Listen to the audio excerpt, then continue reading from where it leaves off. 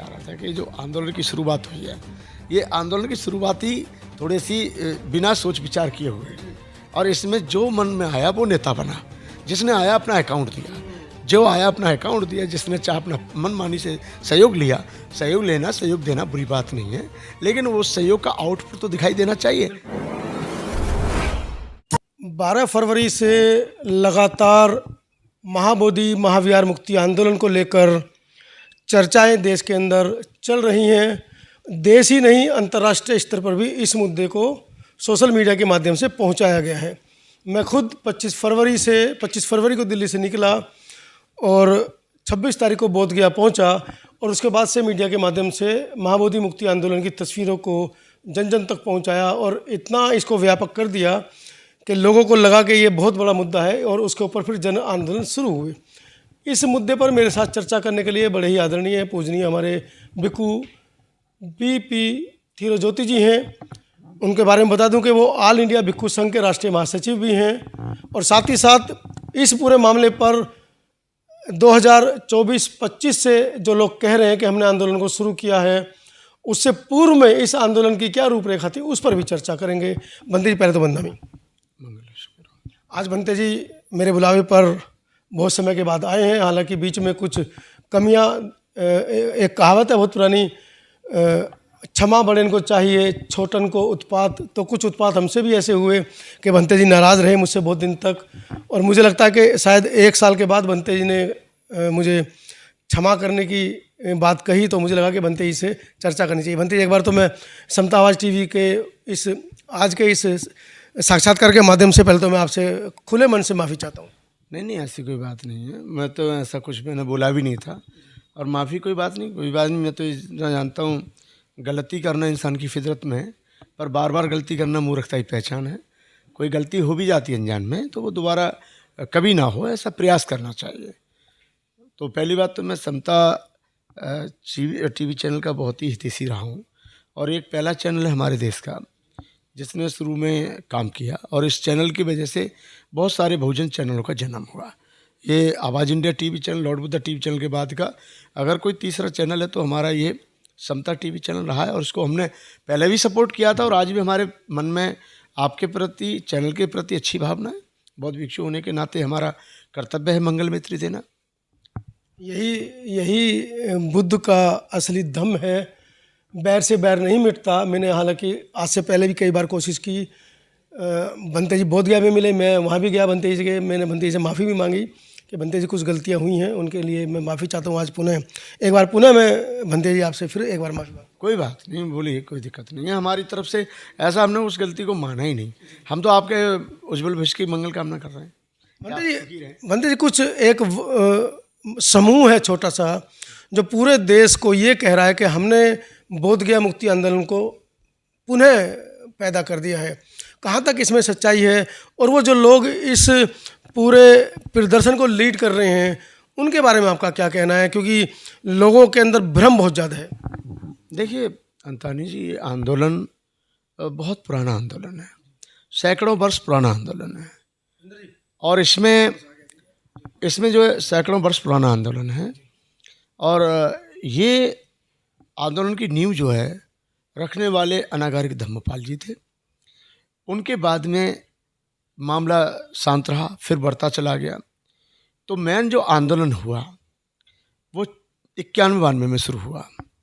91 का जो आंदोलन था वो वाकई में ही देश को हिलाने वाला आंदोलन था, और उस समय की बात थी जब हमारे पास सोशल मीडिया नहीं, व्हाट्सएप नहीं, फेसबुक नहीं था, और चैट नहीं था, लाइन नहीं थी, यानी हमारे पास बहुजन मीडिया नहीं था, सोशल मीडिया नहीं था, पत्रिकाएं और पेपर अखबार अपने कुछ थे ही नहीं।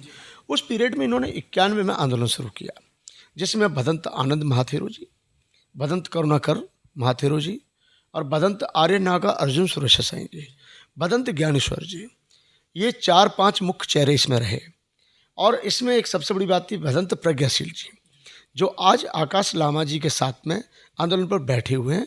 वो उस आंदोलन के चलते ही पहली बार जब 94 में कमेटी बनी, सरकार ने बात सुनी, सरकार झुकी, सरकार ने बौद्ध भिक्षुओं की मांग को माना, और पहली बार भारत से अम्बेडकर क्राइट बौद्ध भिक्षुओं को कमेटी में सम्मिलित किया गया, और इनकी कमेटी 96 में बनी। 96 बनी।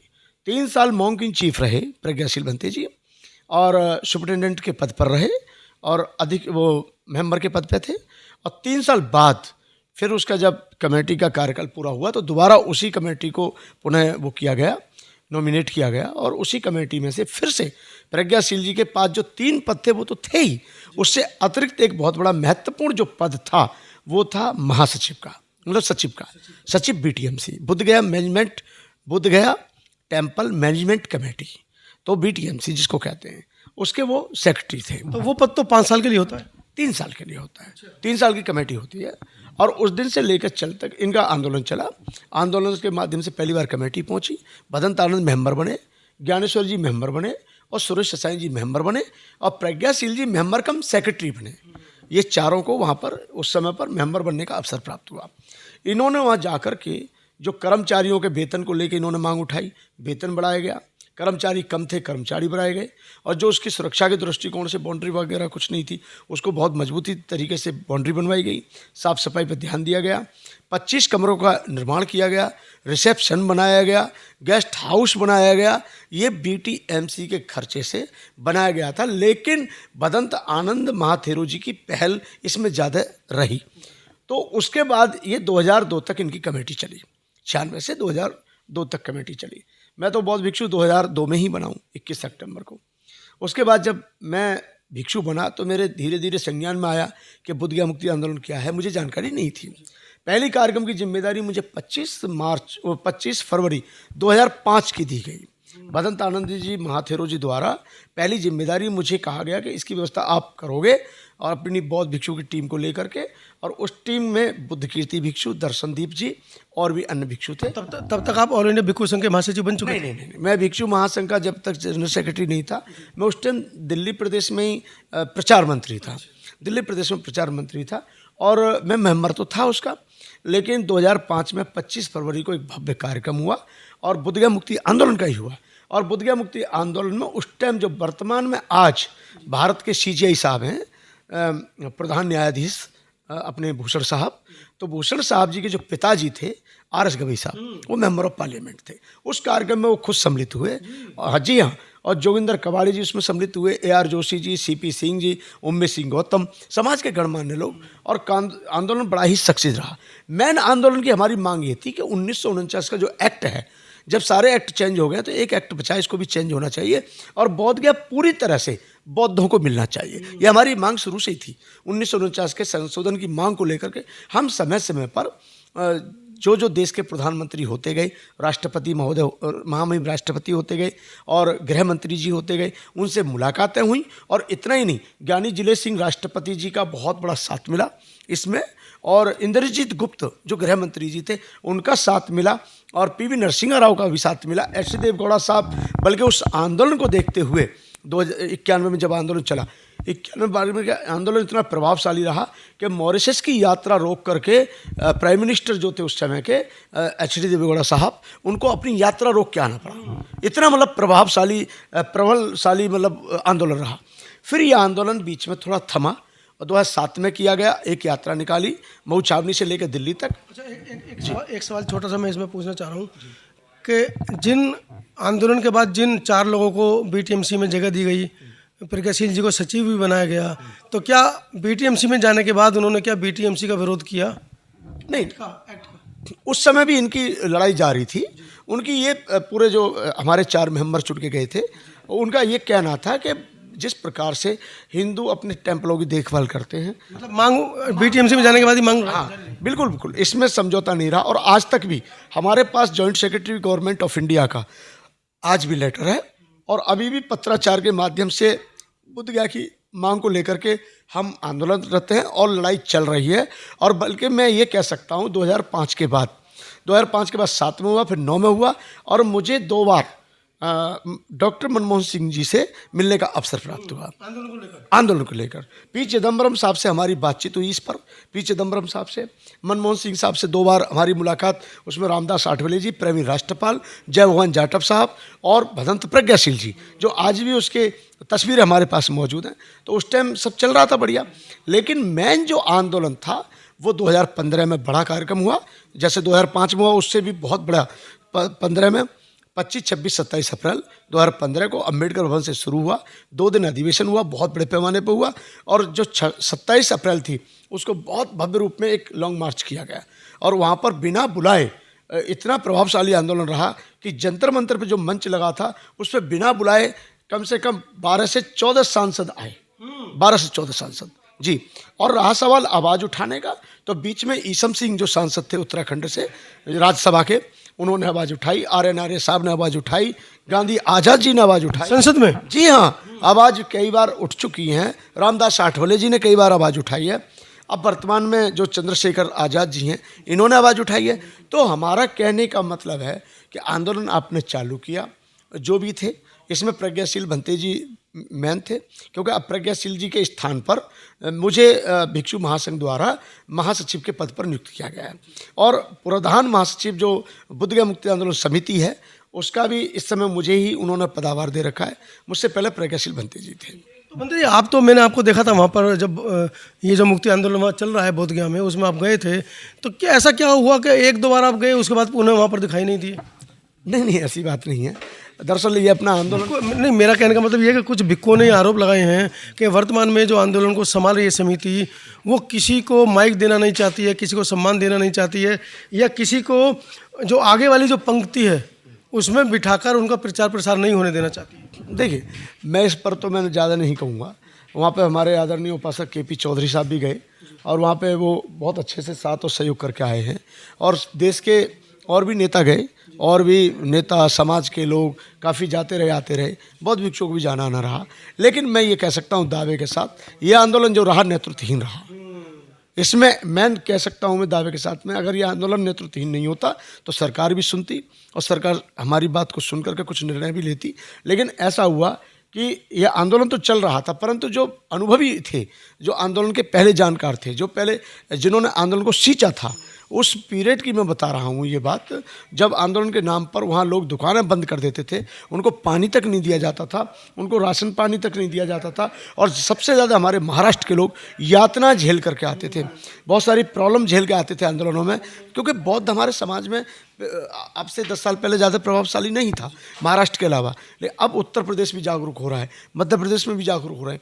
अब देश के कोने कोने के बौद्ध अनुयायी जागरूक हो चुके हैं, तो उन्हें पता है बोधगया अब क्या है। अब सोशल मीडिया की बहुत बड़ी देन है और बहुजन मीडिया की खासतौर पर देन है कि उन्होंने बोधगया की आवाज़ को घर घर तक पहुँचाया।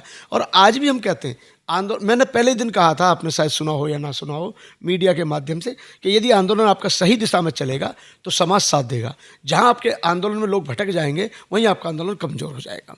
और एक आंदोलन मैं बता रहा हूं जो 2015 में किया, हमारे दिल्ली के जो जितने भी मतलब जो गणमान्य व्यक्ति हैं, मैंने जैसे पहले भी कहा KP चौधरी साहब भी उस कार्यक्रम में पहुँचे थे, तो मैं ये कहना चाहता हूँ कि भाई जिन भिक्षुओं ने इस आंदोलन को सींचा था उन्हें क्यों बुलाया जाता है, उन्हें भी याद रखना चाहिए। इस बारे में मेरी कई बार चर्चा ऑल इंडिया भिक्षु संघ के राष्ट्रीय महासचिव प्रज्ञादीप जी से बात हुई है, हर्ष बोधी जी से बात हुई, बनते आनंद जी से भी बात हुई, तो सभी ने कहा कि ये बहुत भिक्षुओं का आंदोलन है, लामा इसको कैसे मतलब फ्रंट पे बैठ सकता है भिक्षुओं के बीच में। और ये बात मैंने जब आकाश लामा से भी पूछी तो उनका कहना था कि जो आएगा यहाँ पे आके बैठेगा, हम किसी को बुलाने नहीं जाएंगे, ये बुद्ध का घर है, आएगा। तो कहीं ना कहीं सम्मान की लड़ाई भी आपको लगता है इसमें? देखिए, मैं आज सवेरे एक न्यूज़ पढ़ रहा था, कोई ब्रजभूषण जी कह रहे थे कि जो राम मंदिर की लड़ाई थी वो साधु संतों की लड़ाई थी, खास तौर पर उस पर RSS की लड़ाई थी, खास तौर पर उस पर विश्व हिंदू परिषद की लड़ाई थी, खास तौर पे यहाँ के जो साधु थे उनकी लड़ाई थी। तो इसमें आम नेताओं को नहीं कूदना चाहिए, जो आते हैं सहयोग करते हैं, अच्छी बात है। मैं ये कहना चाह रहा हूँ, ये जो बोधगया की लड़ाई है ये सबकी है, मेरी और आपकी एक की नहीं है, ये सबकी है। और यहाँ पर हमारा जो अपने बहुजन समाज के गणमान्य व्यक्ति हैं वो जागरूक हो रहे हैं, जा भी रहे हैं, आ भी रहे हैं, और जो हमारे नेता हैं वो भी जाकर के अपना समर्थन दे रहे हैं, वो तो ठीक है। परंतु बस मुझे इतना पूछना चाहता हूँ सबसे कि आंदोलन जब आपने शुरू किया तो हमारे बीच में दिल्ली में बहुत संभ्रांत लोग हैं, और बिहार के भी लोगों को जोड़ा जा सकता था, मध्य प्रदेश के लोगों को भी जोड़ा जा सकता था। दिल्ली में 2 बार प्रेस कॉन्फ्रेंस की थी उन्होंने। जी बिल्कुल की थी, मुझे पता है इस बात का, मैं एक प्रेस कॉन्फ्रेंस में मौजूद था। और जब वो प्रेस कॉन्फ्रेंस अल्पसंख्यक आयोग में की गई थी, उस टाइम पे ये बताया नहीं गया था कि ये प्रेस कॉन्फ्रेंस है। मुझे सिर्फ रिचेन लामोजी द्वारा ये बताया गया कि भंते जी कल एक मीटिंग है, आप आइए। मुझे ये भी नहीं बताया गया था ये बोधगया के विषय को लेकर के मीटिंग है। तो मैं ये कहना चाहता हूँ संक्षिप्त में कि आज आवश्यकता है हम सब भारत के बौद्धों को एक होकर के मंत्रणा करके कोई अच्छा निर्णय लेकर के फिर आंदोलन किया जाए। आंदोलन न थमा था, न थमेगा और न पहले कभी थमा होगा, क्योंकि ये आंदोलन 1933 से शुरू होता है और 1833 से शुरू होता है और 1900 के ऊपर तक चला जाता है। और आज भी आंदोलन, ऐसी बात नहीं है, अगर ये बंद भी हो जाएगा तो हम चलाएंगे इसको। जो मीडिया कर्मी सच्चाई से इस आंदोलन के अंदर कमियों से भी अवगत करा रहे थे, आंदोलन को तो वो दिखा ही रहे थे, कमियों से भी अवगत करा रहे थे। आकाश लामा का कहना है कि अगर मुझे दिखाते हो, सीतापुर के पत्रकार से उन्होंने कहा कि अगर मुझे दिखाते हो सही से तो दिखाओ, नहीं तो गेट आउट। मनोज अंतानी का तो आना मैंने बंद ही कर दिया है कि वो मनोज अंतानी आएगा ही नहीं, क्योंकि उसने आनंद को, हर्ष बोधी को और बाकी बनते को दिखाना शुरू कर दिया है जो उसकी खिलाफत कर रहे थे या आंदोलन को सही तरीके से पेश कर रहे थे। तो मतलब मीडिया को दूर करना कहाँ तक ये सही है? देखिए, मीडिया का हम सम्मान करते हैं और मीडिया हमारे लिए बहुत सर्वोपरि है, एक हमारे देश का चौथा स्तंभ है। पहली बात तो स्ट्रीम मीडिया तो हमारा साथ नहीं देता, लेकिन बहुजन मीडिया और सोशल मीडिया हमारे साथ खड़ा है, तो इसका तो कम से कम हम आदर करें, एक बात। दूसरा, मैं आपको ये भी कहना चाह रहा था कि जो आंदोलन की शुरुआत हुई है, ये आंदोलन की शुरुआत ही थोड़ी सी बिना सोच विचार किए हुए, और इसमें जो मन में आया वो नेता बना, जिसने आया अपना अकाउंट दिया, जो आया अपना अकाउंट दिया, जिसने चाहे अपना मनमानी से सहयोग लिया। सहयोग लेना, सहयोग देना बुरी बात नहीं है, लेकिन वो सहयोग का आउटपुट तो दिखाई देना चाहिए। पर हमने ये देखा, पहले एक संस्था होती थी जिसका ये पूरा प्रबंध करती थी भिक्षु महासंघ, और भिक्षु महासंघ बुद्ध शांति मिशन ट्रस्ट ऑफ इंडिया व्यवस्था करता था, मिलजुल के आंदोलन चलता था। लेकिन अभी भी मैं यही कहना चाह रहा हूँ कि जो इन्होंने अपने समय पर आंदोलन किए थे उसका तो कुछ आउटपुट नज़र आया, पर इस आंदोलन का क्या आउटपुट नज़र आया वो बताइए। नहीं बनते जी, वाकई में इस आंदोलन का बहुत बड़ा आउटपुट नज़र आया है। पूरा देश इकट्ठा हुआ है, विदेशों तक में आवाज़ पहुंची है, विदेशों तक लोग लामबंद हुए हैं। और आकाश लामा नाम का व्यक्ति जिसको 3 महीने पहले कोई नहीं जानता था, आज उसको विश्व जानता है। आप कैसे कह रहे हैं कि आंदोलन में फिर मतलब इस आंदोलन की वो नहीं है बात? देखिए, मैं भारत के बौद्धों के साथ साथ विदेशों में जो भगवान बुद्ध में आस्था रखते हैं उनको धन्यवाद देता हूँ, जिन्होंने बुद्ध गया के विषय को बहुत ही गंभीरता से लिया, और पार्लियामेंट में भी आवाज़ उठाने वाले सांसदों को, विधानसभा में विधायकों को जिन्होंने अपनी विधानसभा में आवाज़ उठाई, मैं उनका विशेष साधुवाद करता हूँ। आंदोलन बुरी चीज़ नहीं है, आंदोलन बहुत अच्छी चीज़ है। हम 1949 की मांग कर रहे हैं। 1949 में जो एक्ट की मांग है कि बौद्धों के पास बौद्ध गया पूरी तरह से होना चाहिए, कोई हमारी मांग गलत नहीं है, हम भीख नहीं मांग रहे हैं, मौलिक अधिकार मांग रहे हैं। और बात ही मैं ये कहना चाह रहा हूँ कि आंदोलनकारी भी सही हो सकते हैं, आंदोलन में जाने वाले भी सही हो सकते हैं, लेकिन जो पुराने आंदोलनकारी हैं उनको क्यों इग्नोर किया गया? आंदोलन की उपलब्धता, आंदोलन का जो निष्कर्ष निकला, क्या निकला? हाँ, देखिए, बिल्कुल आपने सही कहा। जो पहली कमेटी हुई थी उसने पहले जो कमेटी बनने से पहले के जो सेक्रेटरी थे उनके खिलाफ जांच करवाई, जिन्होंने घोटाला किया था उनको जेल भिजवाया। उनमें कई लोग ऐसे थे जो 27 साल तक सेक्रेटरी बने हुए थे।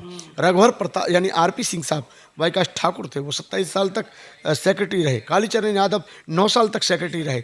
आज कम से कम हमारे पहले जो आंदोलन हुए थे उसकी ये देन है कि आज 96 से लेकर आज तक का इतिहास उठा कर देख लीजिए कि अब बुद्धिस्ट सेक्रेटरी है, अब बुद्धिस्ट सेक्रेटरी है। एक कंडीशन थी कि डीएम कोई भी हो वो चेयरमैन होगा, पहले ये कंडीशन नहीं थी। पहले ये थी कि डीएम ब्राह्मण होगा तो ही हिंदू होगा, वही सेक्रेटरी होगा। लेकिन अब डीएम जो है चेयरमैन कोई भी हो सकता है, डीएम जो होगा वो चेयरमैन होगा। ये उपलब्धि आपकी रही है? ये भी हमारी उपलब्धि रही। तो बहुत सारी उपलब्धियाँ। इनके आंदोलन की क्या उपलब्धि रही? अच्छी बात है, हम तो कहते हैं इनकी भी आंदोलन की ये हुई कि समाज को आज मीडिया के माध्यम से ये पता चले। इनका योगदान मैं इतना नहीं कहूँगा, मैं बहुजन मीडिया का, सोशल मीडिया का धन्यवाद दूंगा कि इन्होंने वास्तविकता से परिचित कराया। तो इनकी उपलब्धि तो इन्होंने महिलाओं को बीटीएमसी में पिटवा दिया। नहीं, जो वहाँ घटना घटित हुई उसकी हम निंदा करते हैं और हम भिक्षु महासंघ की तरफ से मांग करते हैं। नहीं बनते जी, इनकी उपलब्धि तो ये रही कि एक भिक्षु को हथकड़ी पहनवा दी। नहीं, मैं क्या कह रहा हूँ, जो घटना हुई है वो निंदनीय है। उसके लिए हम बिहार सरकार से मांग करते हैं कि उसकी जल्दी से रिहाई हो, और जो हुआ है निंदनीय घटना उसकी जांच हो, और जिन्होंने इसको अंजाम दिया उसके ऊपर कार्रवाई होनी चाहिए। चलिए, जो लोग पिछले 3-4 महीने से लगातार ये शोर मचा रहे हैं कि इस आंदोलन को हमने पुनर्जीवित किया, तो आज उसकी पोल खुली है। 1992 के बाद 2002 में आंदोलन हुआ है, 2005 में आंदोलन हुआ है, फिर 7 में हुआ, फिर 9 में हुआ, फिर 2015 में आंदोलन हुआ है।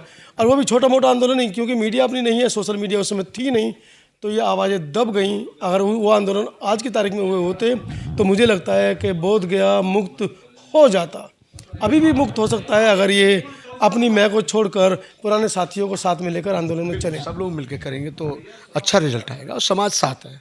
चलिए, बनते बीपी धीरज्योति जी ने जो पूरे इतिहास को खंगाल कर हमारे सामने रखा है उसके लिए मैं धन्यवाद दूंगा इनका, क्योंकि ये सारे आंदोलन जो हुए हैं इनके फ़ोटो, इनके वीडियो कहीं ना कहीं किताबों में, एल्बम के अंदर बंद रखे हैं। हम कोशिश करेंगे कि बनते ही से इन फ़ोटो को लेंगे और आप तक पहुंचाने की कोशिश करेंगे।